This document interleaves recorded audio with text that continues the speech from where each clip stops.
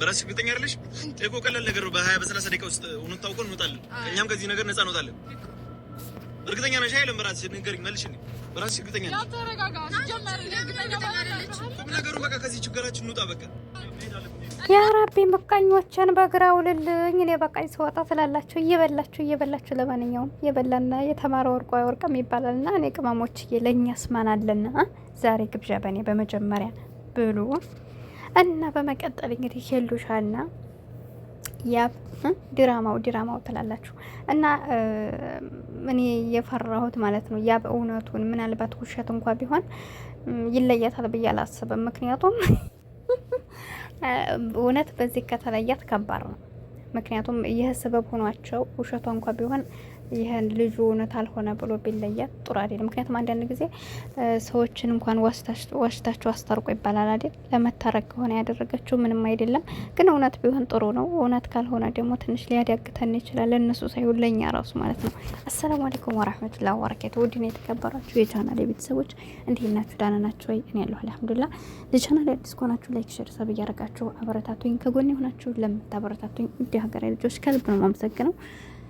ቪዲዮ ላይክ ሼር እያደረጋችሁ አበረታቱኝ። ስደተኛ እህታችሁ ነኝ ማለት ነው። ዛሬ እንግዲህ በጣም ቢዚ ነበርኩና ይኸው በዚህ ሰዓት ስንት ነው አሁን በሳውዲ ስንት መሰላችሁ? 2 ሰዓት ከሩብ እያለ ነው እና ገና እየገባሁ ነው። እየሰራሁላችሁ ነው ቪዲዮ በዚህ ሰዓት ማለት ነው። ላለማደር እኔ ራሱ ሱስ ይዞኝ ማለት ነው እና ማለት ነው እንግዲህ እንደተመለከታችኋቸው ነው። ብዙ ሰው ኮመንት ላይ ስመለከት ሄሉ እኮ አላረገዘችም፣ መጀመሪያም እኮ እኛ አውቀናል እንዳላረገዘች እያሉ ነው። ግማሹ ደግሞ አትመርመሪ እያሏት ነው። እኔም እውነት ለመናገር ውሸቷ እንኳ ቢሆን ዙሮ አብረው ሆኖ ይላሁ ላይ አብረው ሆኖ ከፈለገ ይህን ነገር እስከዛሬ ወር ድረስ ወደ ብላ አንተም ብላ አሁን ተጸንስ ትላላችሁ እና አሁንስ ባንድ ላይ አይደሉ? ስለዚህ ምን ይሰራሉ? ባንድ ቀለልት የሚረገዝ አይደለም።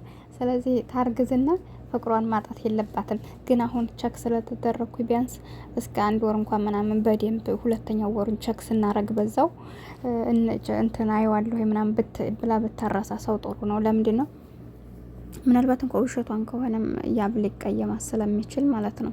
እና ይሄን ይመስላል። እንደኔ እንደዚህ ብላ በሸውር ነው ምለው። እውነቷ ከሆነ ደግሞ ችግር የለውም። ያው ሲመስለኝ እንደው አላውቅም። እውነት ይሄ ነው ብሎ ሲመስለኝ ብሎ የሚባል ወሬ የለም። እውነቱን እስከምናገኘው ድረስ ብለን መጠበቅ ነው። እኔ ከዛ ነኝ እላችኋለሁ። እና ዙሮ ግን ውሸቷን ቢሆን እውነት ለመናገር በዚህ ነገር ትቷት ባይሄድ ወይ ደግሞ ባይቀየማት ብዬ እላለሁ። ምክንያቱም አንዳንድ ጊዜ ሰዎችን ዋሽተን ማስታረቅ ምንም አይደለም። ገባችሁ? እንግዲህ ሰው ሊዋሽታችሁ ስታጣሉ ወይ ደግሞ ሰዎች እንዲጣሉ የምትጥሩት ነገር ይሄ በጣም ያስጠላል። ሰዎችን ማስታረቅ እንጂ ማጣላት ስለሆነ፣ ስለዚህ እሷ ደግሞ እሱን ላለማጣት እንግዲህ ብዙ ነገሮች ሞክራለች። በብዙ ነገር ሞከረችው እምቢ አላት። ይቅርታ ላደርግላት ሲል እንግዲህ ይሄን ነገር ስለተጠቅማ ውሸቱ እንኳ ቢሆን ማለት ነው ይሄን ነገር ተጠቅማ እንኳ እሱ ወደ ህይወቷ ለማንጣት ቢሆን ያደረገችው ነገር ለምን ዋሽሽ ብሎ በዚህ ተቀይሟት ቢሄድ ይሄ ልክ ነው ብዬ አላስብም። ምክንያቱም ያን ጥላቸው ወጥቶ ውስጡ ላይ አሁን ላይ በቃ እርቅ ስለወረደ ይሄን ነገር ደግሞ ግዴታ እንጣላ ብለው መሄድ የለባቸውም ወይ ደግሞ መለያየት የለባቸውም። ሲቀጥል ደግሞ እያንዳንዳቸው ልዑልም ሆነ ልዩ እንግዲህ ያያችሁ ነው ከስር ጡት እንዲያልጣለ ፍየል ከስር ነው የሚከተሉት እና እያንዳንዱ ያስቆኛል ከኋላቸው። ስለዚህ እነሱ ደግሞ የእውነት የእነሱን አብሮነታቸውን ቢፈልጉ ቸክ ትደረግ አትደረግ ምን አገባቸው እነሱ ሲጀመር ዝም አይሉም እንዴ? ስለዚህ ያብም ሆነ ሄሉ መንቃት አለባቸው። እነዚህ 2 ልጆች ይህን ነገር ያው በተለይ ልዩ ማለት ነው እንደዚህ እያደረገች ያለችው እነሱን ለመለየት ነው። ገብቷቸዋል። ትናንትና አሁን እርጉዝ ነው ባለችበት ታይም ላይ እንዴት ተናዳ እንደነበረች አይታችኋል። ስለዚህ በቃ እነሱ ባሏቸው ደግሞ ህይወታቸውን ሊመሩት አይገባም። ገባቸው? እልህ እያገቡ እናንተ እነሱን ለመለየት ስለሆነ እነዚህ አይነትን ሰዎች ሲጀመር አይምሯቸው ላይ ማራቅ አለባቸው። ገባቸው? ይሄን እንደዛ ብዬ ነው የማስበው። ሲቀጥል ደግሞ እኔ በመጀመሪያ የምናገረው ነገር ቢኖር እንደው ወንዶች ካዳመጣችሁት ማለት ነው እውነት ሴት እህት አላችሁ አይደለ? ሴት እህት አላችሁ፣ እናታችሁ ሴት ናት፣ ሴት ልጅ አላችሁ፣ የምታገባት ሴት ናት አይደል? አገራችን ሴት ናት ትላላችሁና በቃ የሴት ልጅ ክፋት እህትህን ሌላ ሰው ሲበድላት እንዴት እንደምትሆን ታውቃለህ። ስለዚህ የእህትህን መከፋት የእናትህን መከፋት ማትወድ ወንድ ዝም ብላችሁ እንደ እዛም አትድረሱ። ዝም ብላችሁ አትንከሱ እንደ እንትን ማለት ነው። ምንድነው እዛዚህ የሚቀስም እና ወላሂ በጣም ይደበራል። ስለዚህ እንደው በትናክሱ እንኳ ራሱ አንደኛው ላይ ያለውን ስጨርሱ ጉዳችሁን ጨርሳችሁ በቀኝ ከተባባላችሁ በኋላ ወደ ሌላ ሰው ህይወት ሄዱ። ለምንድን ነው አሁን እዚህ ጋር እኔ በልዩ የማልፈርድበት ምክንያት ምን አለ መሰላችሁ? ትወደዋለች፣ ታፈቅረዋለች። 2 አመት ማለት እንግዲህ አሳልፋለች በነጻ ያለ ኒካ ያለ ምናምን ቀለበት አላሰሩ ኖርማል እንግዲህ ኑረዋል በጓደኝነት አያችሁ ህይወቷን። ምናልባት እንግዲህ የመጀመሪያውም ሊሆን ይችላል አያችሁ። እና ብዙ ነገር አሳልፈው እንግዲህ በሴሌ መጫወት ይከብዳል። ስለዚህ ያው አጋጣሚ ሊያጣላቸው ይችላል። ቢሆንም ግን ይችላል እነሱ የተጣሉበት ነገር እሷ ያስከፋት ነገር ያንን ሁሉ ትታ አሁንም አብረን እንሁን እያለች እየመጣኝ ነው። ስለዚህ ወንዶች ባካችሁ ከመጀመሪያዊቱ ያላችሁን ነገር ሳጨርሱ ሮጣችሁ ህይወቱ አትግቡ። እኔ እንዴት አይነት ልብ ነው ያላችሁ? የእውነት ነው የምላችሁ። እኔ በጣም ነው የሚገርመኝ። እና ለምንድን ነው ለእናንተም እንኳ አይቀናችሁም? ሴት ልጅ ሲያለቅስባችሁ ወላሂ ሰው ላይ እንባ በጣም ከባድ ነው። ሴት ልጅ እንደዚህ እያለቀሰ ወንድ ሴት ብቻ አይደለም ሴቶችን ብንሆን ወንድ ልጅ እንደዚህ በእኛ የሚያለቅስብን ከሆነ የእውነት ነው የምላችሁ። እና ሁላችንም በቃ አንድ የሰው ላይ አይገናኝም አይለያይም ማለት አይደለም። መገናኘት መለያየት ያለ ፈቃድ ነው። እሱ የፈቀደልን ያክል እንኖራለን። እሱ ተለያዩ ካለን ደግሞ ምንም ማድረግ አይቻልም። ይሄ ቀድር አላህ ነው። በቀድር ማመን አለብን።